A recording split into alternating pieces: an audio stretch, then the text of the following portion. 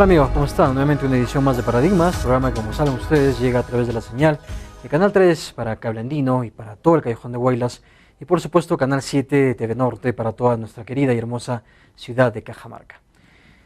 El día de hoy vamos a conversar de un tema que atañe a, digamos, al ámbito diario, al ámbito también global. Es un tema fundamental y crucial, un tema que atraviesa una disciplina, un ámbito del conocimiento y de la aplicación del conocimiento en el quehacer humano, pero que atraviesa todo y afecta a todo. Me estoy refiriendo a la economía. Pero el día de hoy vamos a hablar de la otra economía, de esa otra perspectiva, de ese otro enfoque, de esas otras, digamos, otros paradigmas económicos que se manejan en el mundo, pero que rara vez los vemos. O no los vemos porque en general el mundo parece como si tuviera un único modelo económico, o un único pensamiento económico, o una sola manera de ver la producción, el consumo, la distribución en el ámbito económico. Pero teóricamente hay muchos modelos, muchas formas de ver la economía que en realidad podrían darnos algunas luces respecto a cómo salir de las actuales crisis, a cómo afrontar el tema del desarrollo del país, a cómo empezar a generar ya un poco de ideas diferentes para empezar a hacer un camino, a desarrollar un camino más autónomo, un camino más sólido, un camino más consistente para nuestro país, para nuestro Perú. Porque sabemos que hay una crisis internacional galopante que está haciendo que muchos países se vayan a pique, se estén yendo a pique en estos momentos, pero de la cual nosotros deberíamos estar prevenidos, estar precavidos y saber que existen otras miradas económicas que podrían apartarnos, alejarnos o resguardarnos de esto. El día de hoy vamos a conversar con Antonio Guamán. Él es economista, él es docente universitario, además colega y amigo con quien vamos a conversar. Estamos acá en Paradigmas el día de hoy. Antonio, ¿cómo estás? Bienvenido acá a Paradigmas. Muchas gracias, Einer, por tu invitación. Estamos acá para poder dialogar. Es un tema muy interesante porque no solamente se ve en el ámbito académico, también ya hay experiencias en el mundo de que no solamente es el modelo neoliberal, el modelo que hoy prima en el mundo, es la única alternativa o la vía que hay que seguir, sino hay casos concretos que nos están demostrando, como el país europeo de Islandia, que hoy no ha recibido la receta del Fondo Monetario Internacional, del Banco Mundial, y ha rechazado ya construir su propio camino, su propio modelo, y está creciendo. Se estima que para este año debe estar en el 5.5% de crecimiento de su PBI. Entonces empezaba justamente nuestro diálogo, Antonio, con este tema de Islandia, que es importante rescatar, ¿no? Porque es un país que se ha opuesto a la receta neoliberal, ¿no? Se ha opuesto y dicho, no señor, yo no voy a salvar a los bancos, que los bancos se hundan, porque una empresa que gana también debe asumir los riesgos que eso conlleva, ¿verdad? Entonces lo hizo así y está pues libre de eso, ¿no? Está creciendo, la población está feliz, está contenta, las políticas sociales no se han mellado en Islandia, continúan, pero Dios, es un modelo de país que nos indica que hay otras maneras de ver la economía, ¿no es así? Así es. Aquí hay un aspecto importante que considerar. Uno es que allí se ha tomado en cuenta lo que es la política y la economía de la mano. ¿Cómo es esto? Tú sabes que en Islandia también quiebran los bancos más grandes y de inmediato piden al Estado un salvataje, como han hecho en toda Europa, ¿no es cierto?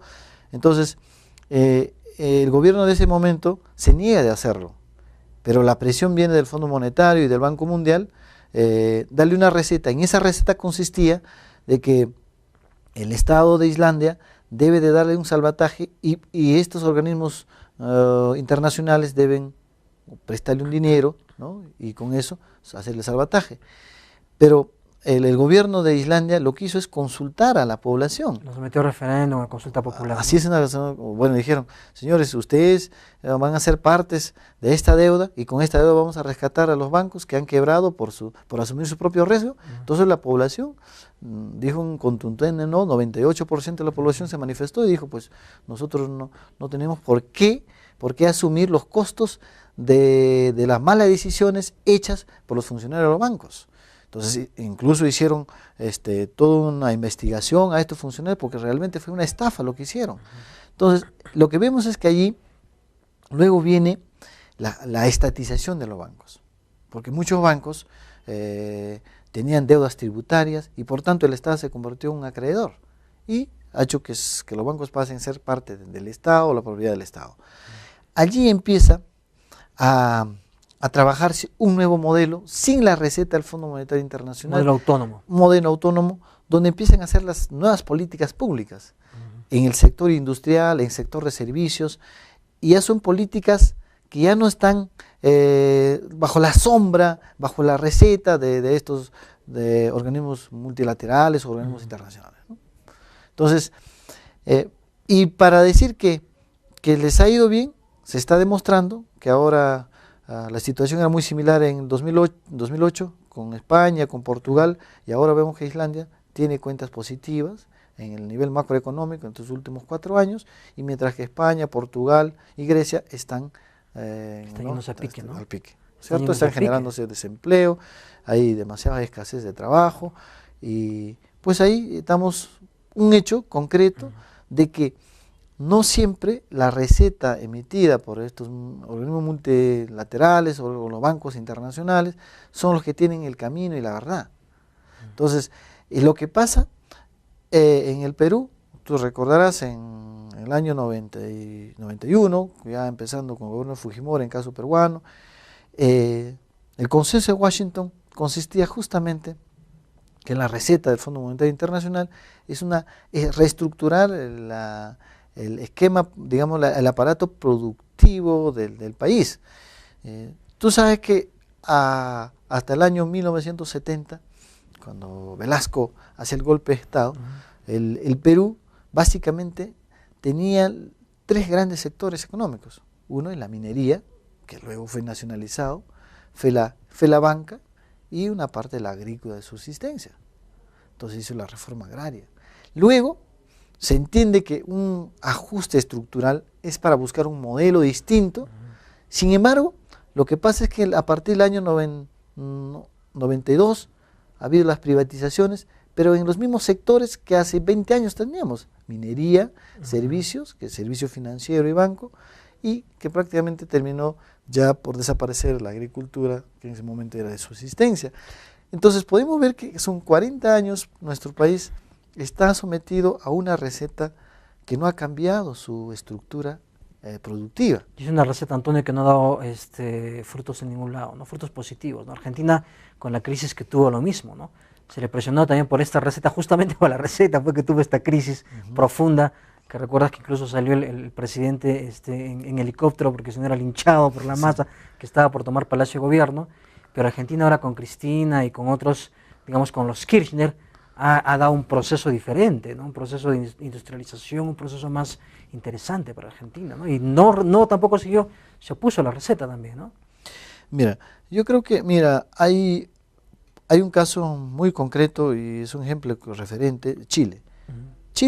Chile, como sabes, después del gobierno de Allende, la mayoría de los sectores y empresas fueron privatizados, ¿no? Se dedicó al sector privado, pero hay un sector estratégico que no ha llegado a estar en manos de privados, que viene a ser la minería. De cobre, ¿no? El cobre, que está siempre dirigido, en este caso, por el Estado. Codelco. Entonces, Codelco.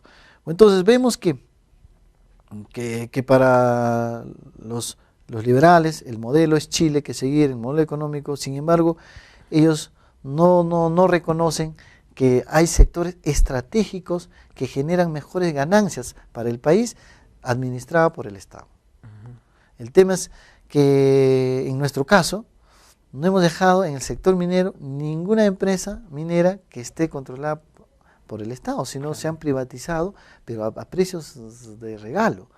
Y no solamente hablamos del sector minería, sino también te recuerdo un poco el sector de comunicaciones, que es la telefónica, también lo mismo, ¿no? Entonces, estos son los sectores grandes que tenía el Perú en los años 70 y son los mismos sectores que tenemos también ahora con el sector privado, pero no hemos cambiado, digamos, de una estructura productiva de los últimos 40 años.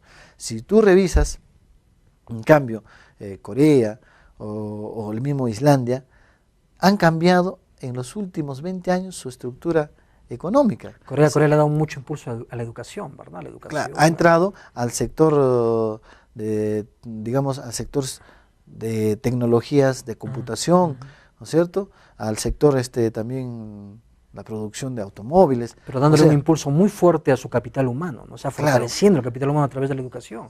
Claro, para esos sectores donde se genera mayor valor agregado hay que tener, pues, digamos, universidades, centros de investigaciones, donde ya necesitamos capital humano de mayor desarrollo, ¿no? Entonces, eso es lo que vemos que en los países que tienen ahora mejor bienestar es que no se mantiene con una estructura económica, productiva, de los últimos 20 años atrás, sino han ido cambiando, ¿no?, en el tiempo, mientras que nuestro país sigue manteniendo una estructura productiva casi la misma. Claro que anteriormente estuvo en manos del sector público y ahora ha pasado a ser en el sector privado. Pero el horizonte, digamos, de las áreas de producción, las áreas productivas, sigue siendo el mismo, ¿no? O sea, no hay un despegue, por ejemplo, de la propia manufactura, la propia industria, o los servicios anexos que no sean los bancarios, ¿no? Los otros servicios que generan valor agregado, ¿no? Bueno, allí hay un tema también, digamos, para diferenciar entre lo que es la minería peruana y lo que es la minería chilena. La minería chilena, alrededor de la minería, ha creado una pequeña industria que se llaman los clústeres mineros, o sea, generar eslabones de servicios, distintos servicios conexos a la minería. En cambio, en nuestro caso, no hay ese, digamos, ese entorno donde se haya creado, pues, los llamados clústeres para generarle, pues, diversos servicios a la minería. Otro hecho importante aquí en el caso chileno es que también allí hay la minería con valor agregado. En nuestro caso es una exportación de crudo. Claro, ¿no? directa, ¿no? Entonces, vemos que hay una diferencia entre la minería chilena y la minería peruana. Eso es crucial, ¿por qué? Porque la minería chilena genera mayor mano de obra al entorno genera más puestos de mano de obra al entorno de la minería, mientras que en nuestro caso no se generan puestos de trabajo alrededor de la minería, ¿no? Vamos a ir examinando, Antonio, este tema digamos, de la otra economía, la otra mirada, la otra expectativa, la otra perspectiva económica, pero amigos, vamos a hacerlo después de una breve pausa comercial, a la cual ingresamos a continuación.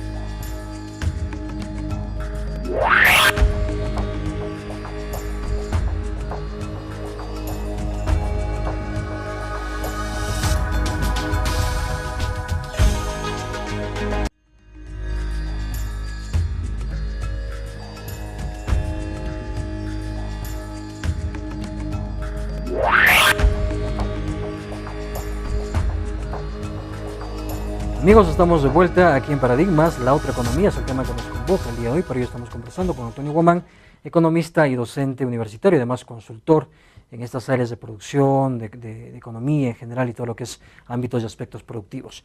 Antonio, Chile, digamos, ha desarrollado su minería de manera diferente, ha desarrollado servicios conexos. Al desarrollar servicios conexos ha también desarrollado de todas maneras conocimiento, un know-how que se genera ahí, ¿no? Se genera un know-how que sirve no solamente a esa minería, sino además que sirve para replicarse, para utilizarse en otros también proyectos similares. Pero Perú ha seguido el modelo extractivo fundamentalmente, ¿no? Es productor productivo extractivo, y vemos que seguimos en las mismas, ¿no? Las diferencias son enormes. Las diferencias son, por ejemplo, se habla de nuestro PBI es de aproximadamente, si no me equivoco, el $10.000 o $9.000 el per cápita, me refiero, pero cuando se ve la distribución de la riqueza, está pues un 5% privilegiado que absorbe todo y un 95% que no tiene nada, ¿no? O que tiene muy poco. Explícanos un poquito más este marco de estas cifras engañosas también que nos da el modelo respecto a la realidad en verdad económica. Para nuestro caso peruano, los últimos 10 años se ha demostrado que la minería puede generar grandes exportaciones, podemos generar superávit en balanza comercial, y podemos atraer muchas divisas para el país, y con eso podemos incluso, con ese crecimiento y la producción minera, podemos incluso mejorar nuestra caja fiscal, como estamos viendo, hay un superávit fiscal. Entonces arreglamos todas las cuentas macro. Pero sin embargo, cuando ya vemos, como tú dices, a nivel de la distribución de los ingresos, allí hay demasiada inequidad. Primero, los dueños de capital de las inversiones mineras son extranjeros. En su gran mayoría, ¿no? En su gran mayoría. Yo considero que solamente está en un 20% que son propietarios de los bienes de capital destinados a la producción minera son peruanos, pero los restos, el 80% son de capital extranjera. Entonces, las ganancias que se producen con estos capitales extranjeros, pues retornan a sus países de origen. Se van, ¿no?, del país. Ese es uno de los ingresos fuertes que se va de la producción minera. El segundo, digamos, la segunda ganancia diríamos que va hacia los trabajadores es muy poco, porque la minería genera el 6% de empleo, del total del empleo que se genera en el país. Entonces es muy poco, poquísimo. ¿no es cierto?, los que van a recoger ingresos de su actividad minera. Del trabajo. La actividad minera, directamente en la minería.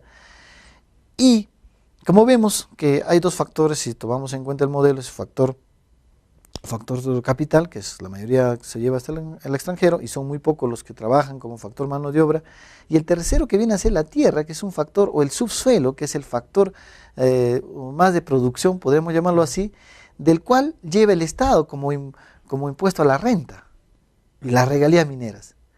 Y este aporte considerable que da la minería al Estado también tiene defectos en su distribución, ¿no? Algunos distritos no llegan a tener, otros que están muy cerca de la minería sí llegan a tener, pero el gran problema que se genera también es la falta de capacidad y la eficiencia de gasto en los mismos distritos, provincias, a donde llega, en este caso, los impuestos que pagan las mineras, y que ahora lo llamamos canon minero, que llega pues a los distritos, donde se genera pues una alta corrupción, y en esa alta corrupción los beneficiarios son muy pocos también, los que están vinculados a los alcaldes, a los que gobiernan los distritos y provincias, pero la gran mayoría de la masa de la población que está dedicado básicamente a la actividad agrícola no tiene mayores beneficios.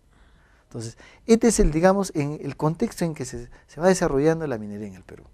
Pero ese digamos, obedece de todas maneras a un enfoque económico, ¿no? Obedece a un modelo económico que de alguna manera el Perú está inscrito en este gran modelo casi monopólico, digo, porque incluso los medios de comunicación, te das cuenta, Antonio, no mencionan casos como Islandia, todos en los grandes medios de comunicación ocultan y de alguna manera tratan de minimizar cuando dan alguna información de este tipo, o sea, de miradas alternas a la economía, y critican en cambio todos aquellos intentos de países de ser autónomos, independientes, o por lo menos autónomos económicamente, nadie puede ser independiente totalmente, pero por lo menos que manejen su política de manera autónoma, ¿no? Bueno, yo podría recoger, además de Islandia, un caso muy discutido, pero que también no se dice la verdad sobre el caso boliviano. Tú sabes que en Bolivia, antes que ingrese Evo, las empresas de gasoducto eran de propiedad privada. Claro. Y luego hizo una negociación y el Estado es parte del accionariado, parte propietario de esa empresa, y ahora recoge mayor ganancias, ¿no? No solamente a través del impuesto que está, en este caso por el Estado, aplicado por el Estado boliviano, sino también como parte de las utilidades. Ganancias directas. Ganancias directas, y eso le está dando mayor capacidad para hacer las políticas fiscales. Entonces, yo creo que como Chile ha venido manteniendo estratégicamente que un Estado puede conducir las empresas productivas, pero en el modelo peruano nos han hecho creer que el Estado es un mal administrador, por tanto no puede tener empresas productivas que sean de propiedad del Estado. Pero nos está dando resultados Chile y ahora nos está dando resultados Bolivia. Entonces, se plantea otro nuevo modelo frente a lo que ya, como has mencionado, la inequidad en los ingresos, a pesar de que hay una alta bonanza, pero los ingresos son muy inequitativos, es que la sociedad misma, los que estamos cerca de las minas o los que están cerca de las minas pueden también ser parte del accionariado. Sería interesante, ¿no? Sería una propuesta interesantísima. Claro, porque de esa manera podrían tener directamente beneficio de las ganancias y evitar además lo que se está generando con esto del canon minero, toda la corrupción en torno solamente a los gobernantes, quienes son los jefes que mandan en el presupuesto, y las decisiones no son tomadas en cuenta lo que opina el pueblo. Entonces yo creo que un modelo podría ser ser accionariado, la población, y una parte del Estado también podría ser accionariado. Es una empresa mixta de tres, ¿no? de tres grandes componentes, que sea la población, ¿no? Debidamente reconocida, porque se debe reconocer que ellos han permanecido desde sus ancestros en esa tierra, ¿no? Claro. Ese es un derecho natural que les corresponde. Y el Estado, que es dueño pues, de su suelo. Claro, los que radicaron ahí muchos años son dueños de la superficie del suelo y del estado del subsuelo.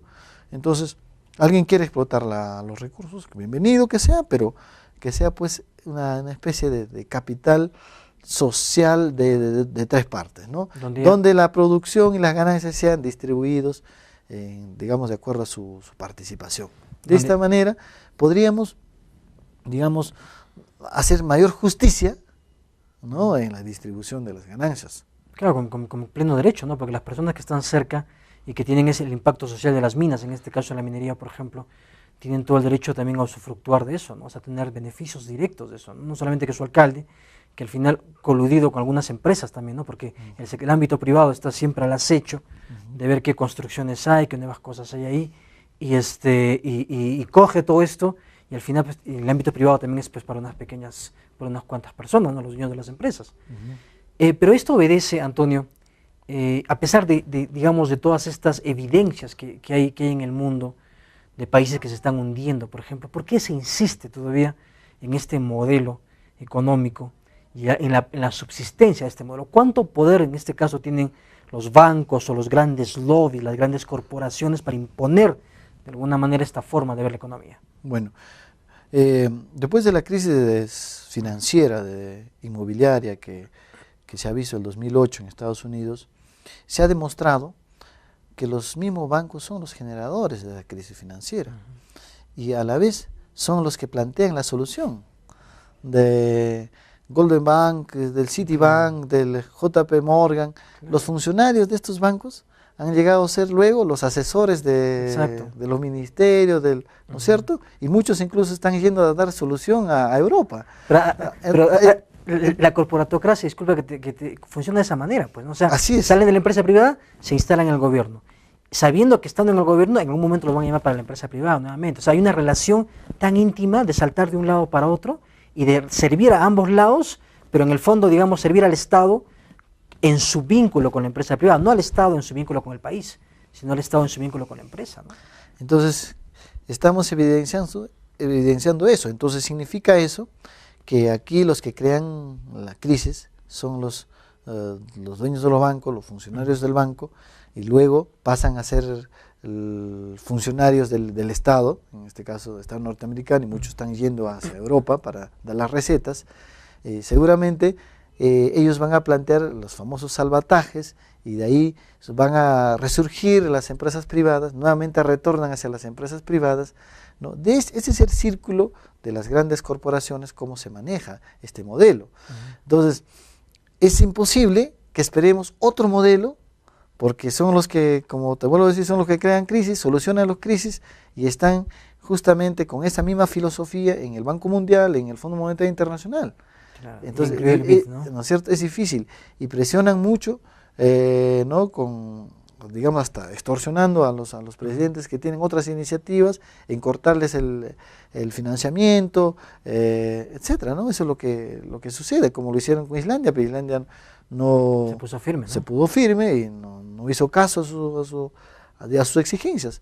Como vemos en el Perú, Ollanta fue con un plan totalmente distinto, hacer una transformación, hacer un nuevo modelo de minería. Es un nuevo modelo de minería. Claro. Significaba, en principio, primero hay que diferenciar entre lo que es capital extranjero y el capital peruano, que en todas partes del mundo los diferencian. Entonces eso pasaba incluso por modificar la Constitución. Claro. Vamos a hablar, disculpa que te corte, Antonio, vamos a hablar porque ese tema es interesantísimo, vincular el tema de Ollanta Humala, el tema de nuestro presidente actual y cómo se inició y cómo fue variándose, y ver también la presión que han ejercido o que ejercen en general en el mundo, porque eso ya es una práctica común, ejercer presión sobre los gobiernos de estas grandes corporaciones. El mundo de la corporatocracia es el tema que vamos a ingresar o vamos a discutir un poco después de esta breve pausa comercial, a la cual ingresamos a continuación.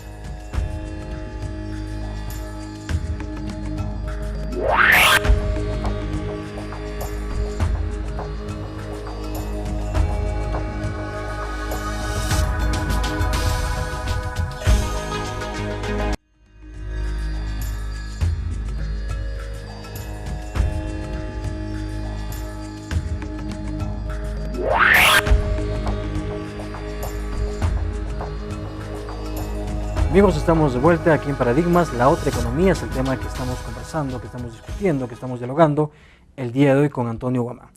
Antonio, habíamos dejado en tapete la experiencia inicial del gobierno, por lo menos la propuesta previa a la asunción del gobierno de Ollanta Humala, que era una propuesta diferente pues a la propuesta que se está implementando ahora. ¿Cómo la ves, cómo la consideras, cómo crees que ha cambiado este modelo por el cual yo había votado el modelo original, me parece que tú también, cuando se presentó la segunda vuelta, que ahora es algo totalmente diferente?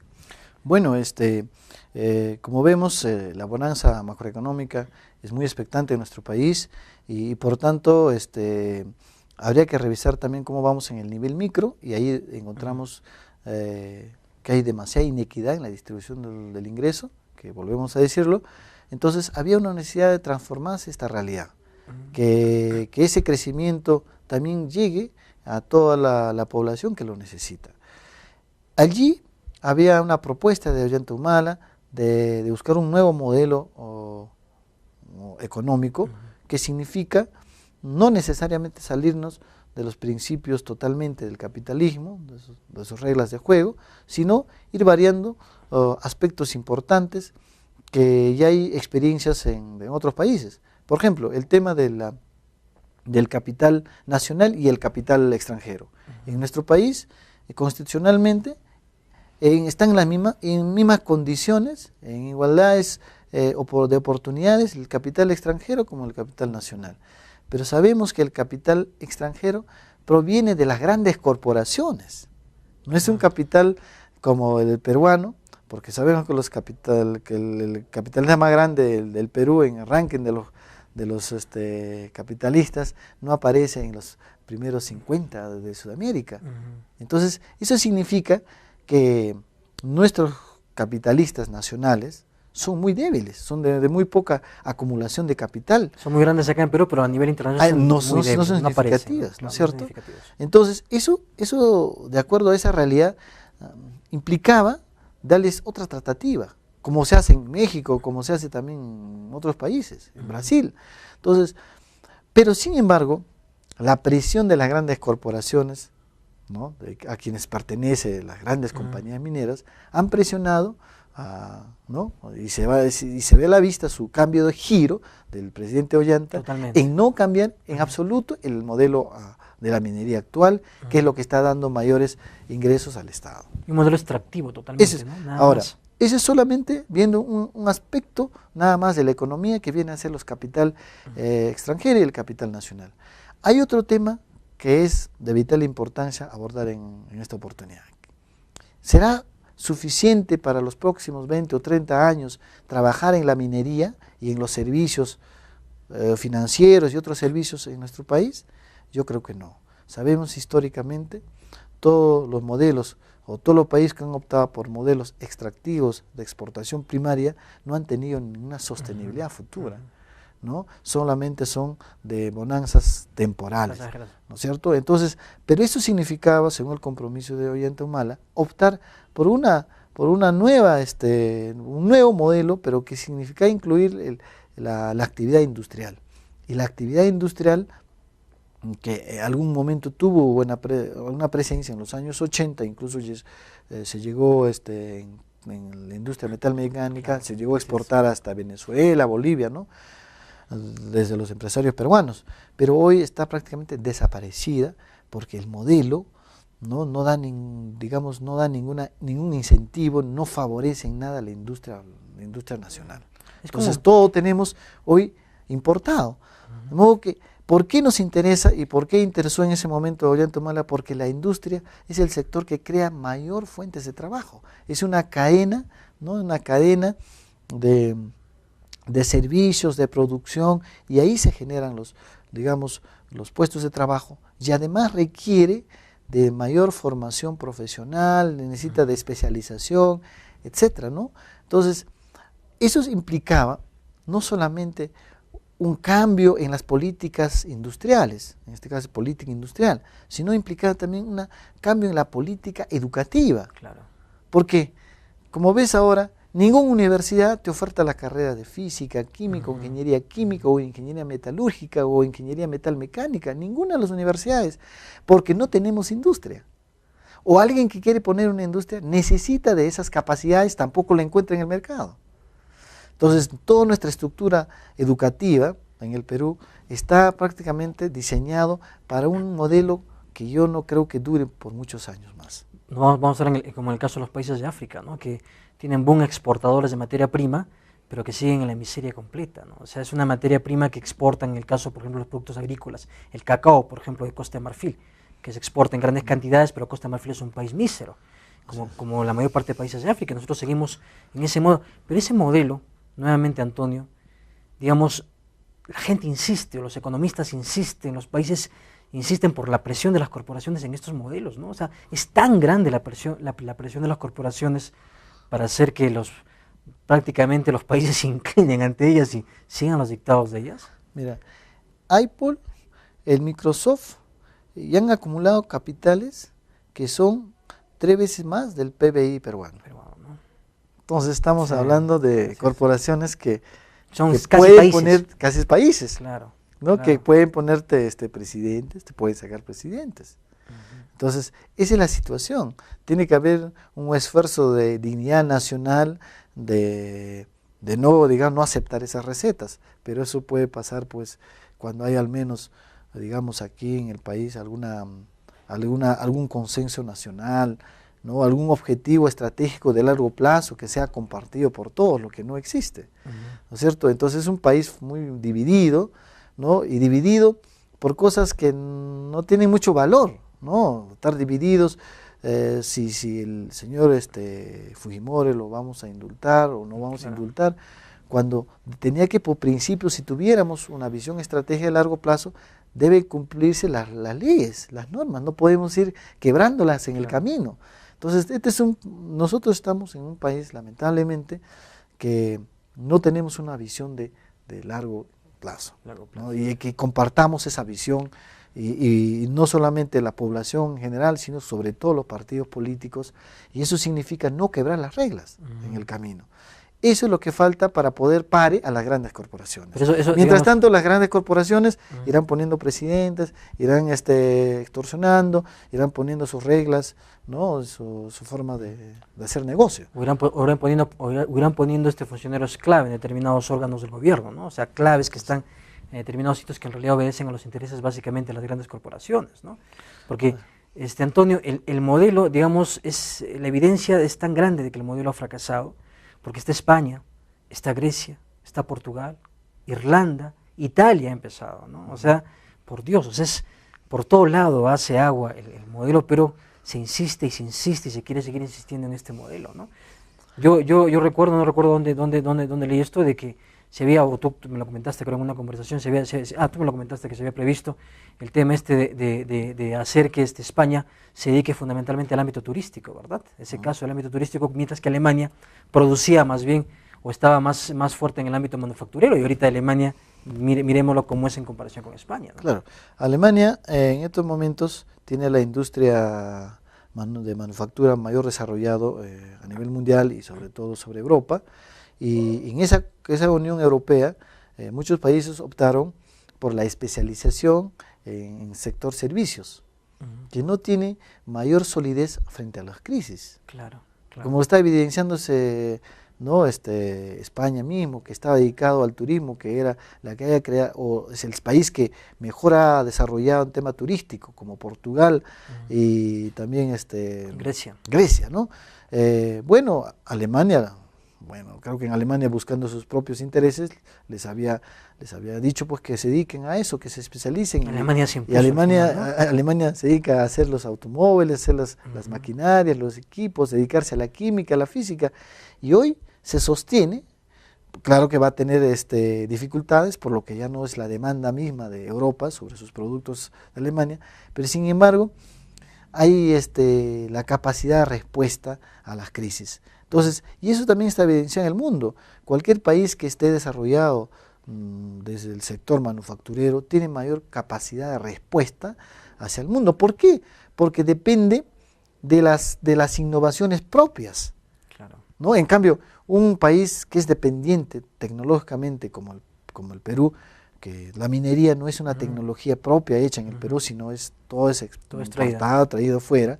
Entonces, no tenemos capacidad de innovarle, porque la innovación lo harán afuera, pero no aquí, ¿cierto? A cualquier crisis no podemos hacer. Ahora, además, el sector minero depende mucho de la fluctuación de los precios internacionales, ¿no? Que es otro tema, ¿verdad? Es otro tema, y así que dependemos de variables exógenos, de los que pueden suceder fuera, y la que no podemos controlar. Y deberíamos protegernos para poder tener un resguardo ante ese descontrol, ¿no? En cambio, los modelos endógenos que se crean dentro, como son el sector manufacturero, puedes controlarla, ¿no? Puedes controlarla porque puedes innovar, puedes bajar costos de tus propios productos, puedes incorporar nuevos equipos, etcétera, nuevos procesos. Y Antonio, si nos permites, vamos a hablar de esos modelos endógenos con más profundidad, pero vamos a hacerlo luego de una breve pausa comercial, amigos, a la cual entramos a continuación.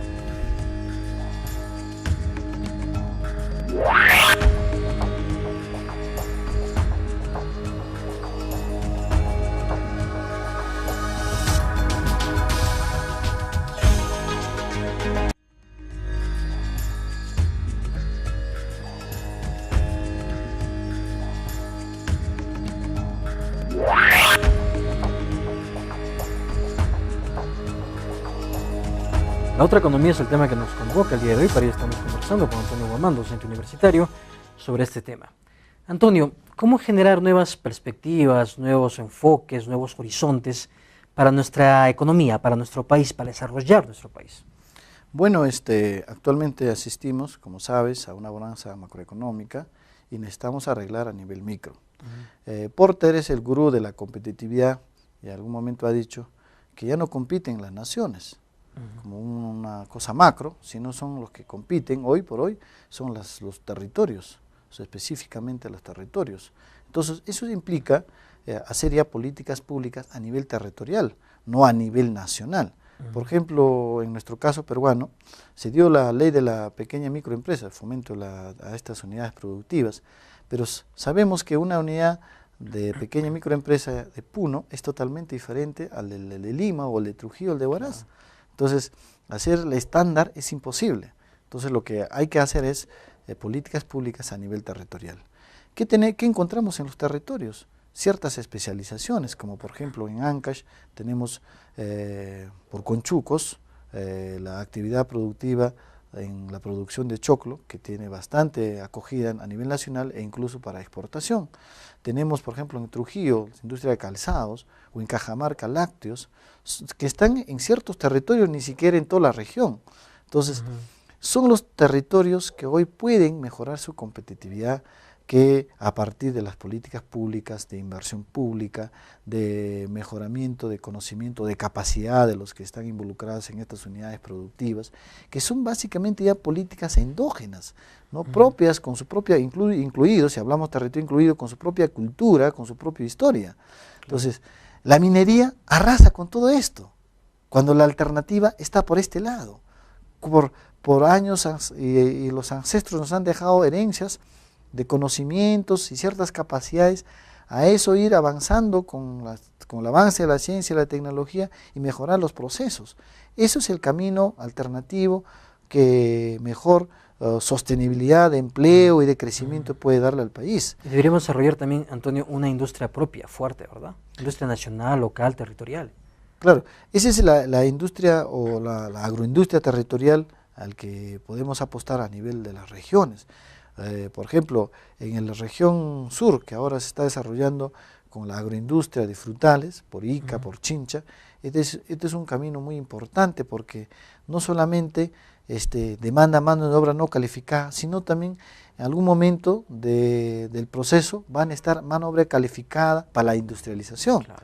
Entonces, es el camino de políticas territoriales que necesita el país para no estar solamente estatizados, digamos, o enclavados en un modelo único, ¿no?, de extracción, de exportación de materias primas, sino ir dándole cierta competitividad a cada territorio sin dejar de lado la parte histórica, la parte cultural de cada una de ellas.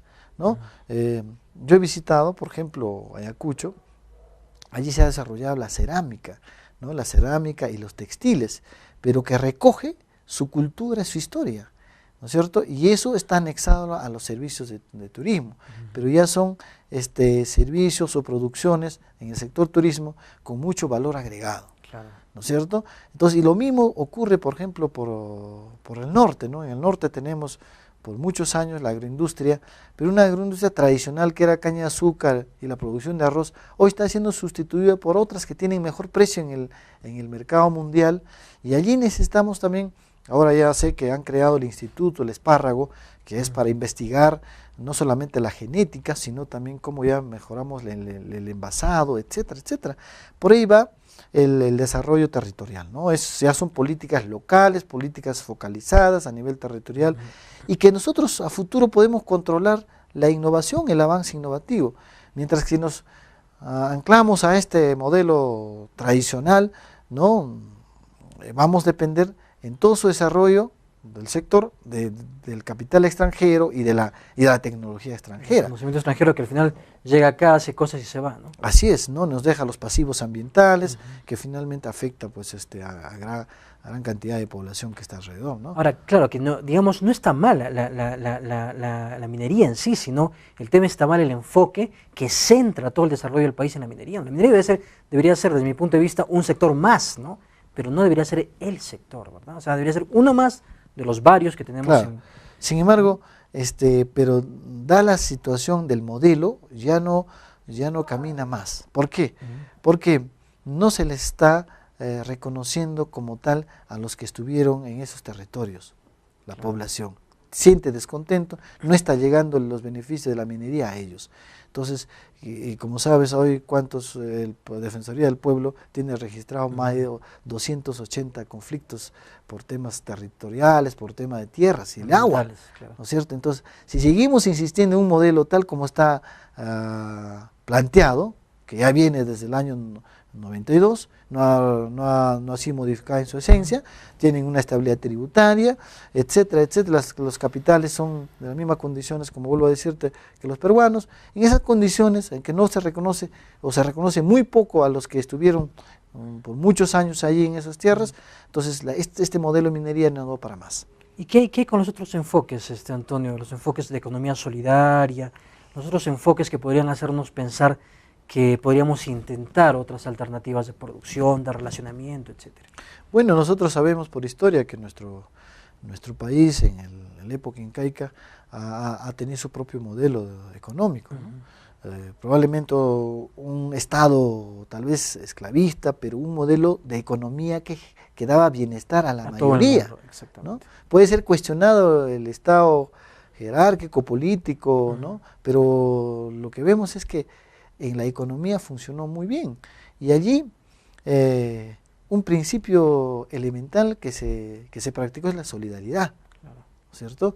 Entonces, aquí necesitamos, tal vez recogiendo algo de lo que nos dejaron, es que en los ámbitos territoriales hay una historia común, hay culturas que comparten muchos, la mayoría de la población, y en allí se generan las unidades productivas que necesitan ser impulsados en sociedades o en cooperativas, ¿no? Porque comparten una visión, comparten cultura, y por tanto se necesita fomentar el cooperativismo para mejorar la producción, porque se necesita defender, por ejemplo, ante la importación de otro producto, defender marcas colectivas. Claro, o sea, una cosa es que sea una marca individual del calzado de Trujillo, de un empresario que tal vez no tenga mucha trascendencia frente a las marcas italianas o brasileras, pero otra cosa es una marca colectiva de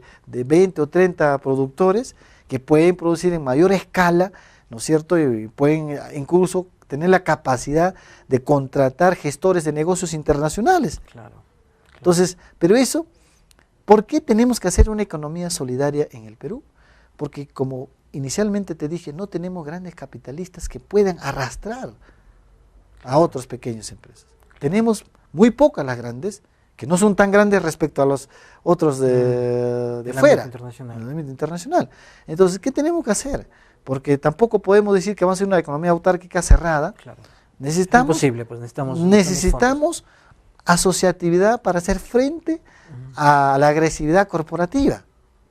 Entonces eso significa hacer pequeñas cooperativas, economías solidarias, donde creemos marcas colectivas, mejoremos procesos, especializaciones en ciertos territorios específicos, ¿no? Donde tampoco tiene interés la gran industria no irse, no creo que tenga interés de irse por acá, por Conchucos de Ancash, no creo que tenga interés de irse por alguna provincia de Cajamarca, ¿no? Sino allí podemos generar una industria corporativa, pero de la zona y con las capacidades propias, y para eso necesitamos paralelamente pues la educación, que necesita una reforma, ¿no?, estructural, porque sabemos que para la innovación necesitamos creatividad, investigación, y ya no el esquema memorista que está en los colegios, ¿no?, repetitivo, y la misma universidad tiene que ir apostando. Pues el Estado tiene que tomar control de la educación, tiene que ordenarse, ¿no?, de que se creen pues las facultades que convengan estratégicamente al país. Y a los territorios. No podemos dejar al mercado, ¿no?, que defina, que finalmente ¿qué nos define? Que todo el mundo estudie Derecho o que todo el mundo estudie Contabilidad.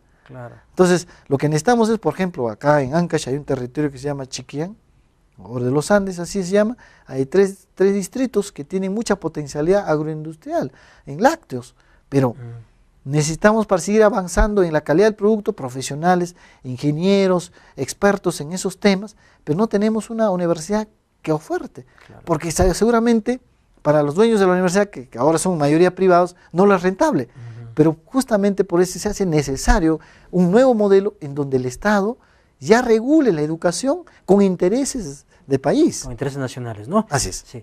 Antonio, vamos a volver con ese tema y ya con las conclusiones finales, un poco para redondear el tema interesante de la otra economía, esa otra mirada sobre la economía y sobre qué hacer con nuestro país a raíz de todas las experiencias internacionales y todas las otras experiencias más bien desagradables, cómo salvar, cómo tratar de resguardar a nuestro país para que más bien tenga un rumbo interesante, un rumbo productivo, digamos, en desarrollo siempre. Pero eso vamos a hacerlo luego de una breve pausa comercial, a la cual ingresamos a continuación.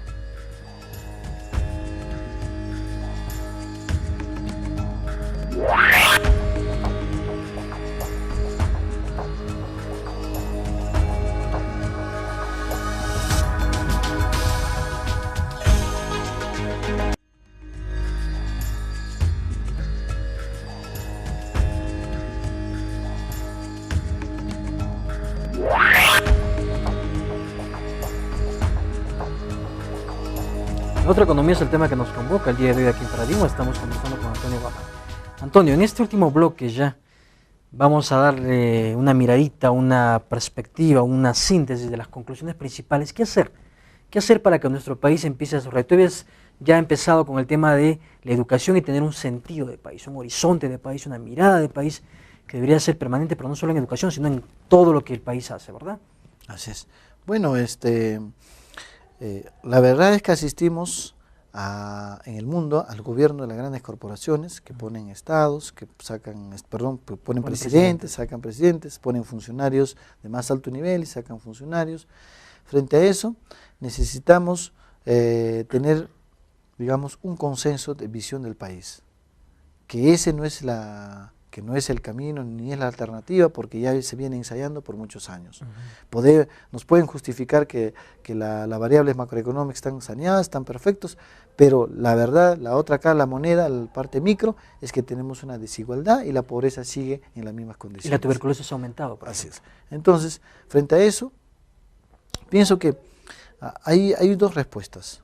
Uno es que hagamos políticas que sean políticas locales, muy centrados en la competitividad territorial. Eso pasa incluso diferenciar esquemas en educación, porque una cosa es estar preparados como profesionales para afrontar la agroindustria de la costa, es otra cosa estar preparados para la agroindustria o industria de lácteos en la zona sierra. Entonces, Entonces necesitamos transformar la educación en ese sentido. Con una visión de país. Con una visión de país, sin perder la nación, porque en realidad el Perú es, como alguien dijo, es múltiples naciones, ¿no? No estamos hasta hoy concluidos en una nación todos, porque sabemos, hay aymaras, hay quechuas, hay todavía, ¿no es cierto?, incluso muchas poblaciones etnias, muy, ¿no es cierto?, separados de esta modernidad. Entonces necesitamos hacer, digamos, políticas propias de cada territorio. Ese es un paso que será importante. Dos, necesitamos urgente hacernos cambios a nivel constitucional, que signifique, tenemos que capitalizar con capitales peruanos. Necesita el Perú capitalizarse de capital nacional. Capital que se quede acá y que no vuele a sus países de origen. Y para hacer crecer, sería conveniente que en algún momento sean socios el Estado y el Grupo Romero. Finalmente son con una visión de país, ¿no? Y que finalmente las ganancias de ese capital van a retornar a nuestro país. Que el Estado intervenga un poquito más, ¿no? O sea, que el Estado empiece a pensar que también es parte de la economía, ¿no? Puede convertirse en socio estratégico del Grupo Romero, pero es negativo para el país en términos de bienestar y de beneficio que las grandes corporaciones de otros países vengan aquí con sus capitales y se olviden luego las ganancias de los capitales fueran afuera. Nos conviene mejor, si nuestros capitalistas peruanos son muy pequeños, pues entonces está el Estado como una política estratégica, aliarse con ellos y hacer la eficiencia en la producción. Por ejemplo, hay sectores estratégicos, como por ejemplo los puertos, la misma minería, ¿no? Donde necesitamos no solamente hacer una empresa mixta, ¿no? Sino también necesitamos cambiar las reglas de juego porque ya no da para más. Entonces, hay que hacer varias cosas, ¿no es cierto? Pero yo puntualizo en que hay dos cosas. Necesitamos hacer las políticas más territoriales, locales, y la otra es, necesitamos hacer que el capital nacional se robustezca con intervención del Estado. Y que quede acá en el país, ¿verdad? Así es, que quede en el país. Antonio, quiero agradecerte bastante por haber estado con nosotros el día de hoy aquí en Paradigmas. Hemos visto este tema importantísimo, la otra economía. Amigos, yo solamente quiero despedirme recordando que se ha hecho una investigación en una universidad europea, no recuerdo exactamente el nombre, en la cual se ha demostrado que son 147 corporaciones únicamente las que tienen los destinos del mundo. 147 corporaciones que manejan casi toda la economía mundial. Esto es terrible, Antonio, pero esa es una realidad de la economía mundial. Lo que hemos querido ver hoy día es la otra economía. Antonio, nuevamente agradecerte sobremanera por estar acá. No sé si tienes algunas palabras finales. Bueno, agradecer también a ti por esta oportunidad. Estamos en ese esfuerzo de dar algunas propuestas para nuestro país desde nuestra óptica, no ligado digamos, a este único modelo que se nos invita a leerlos y aprenderlos de memoria, ¿no? Sino más bien ir buscando creativamente alternativas en la economía. Que un modelo que quiera hacerse justamente omnipresente, que de alguna manera tenemos que empezar a cuestionar, empezar a discutir para ver que hay otros modelos alternos. Amigos, no nos queda más tiempo ya, solamente agradecer su amable teleaudiencia, por supuesto agradecer al equipo de producción que siempre nos acompaña aquí todas las semanas en Paradigmas. Por supuesto salimos a través de Canal 7 TV Norte para toda nuestra hermosa y querida ciudad de Cajamarca y Canal 3 Cable para todo el Callejón de Huaylas. Con nosotros nada más recordarles el correo electrónico de Paradigmas, paradigmastv@gmail.com.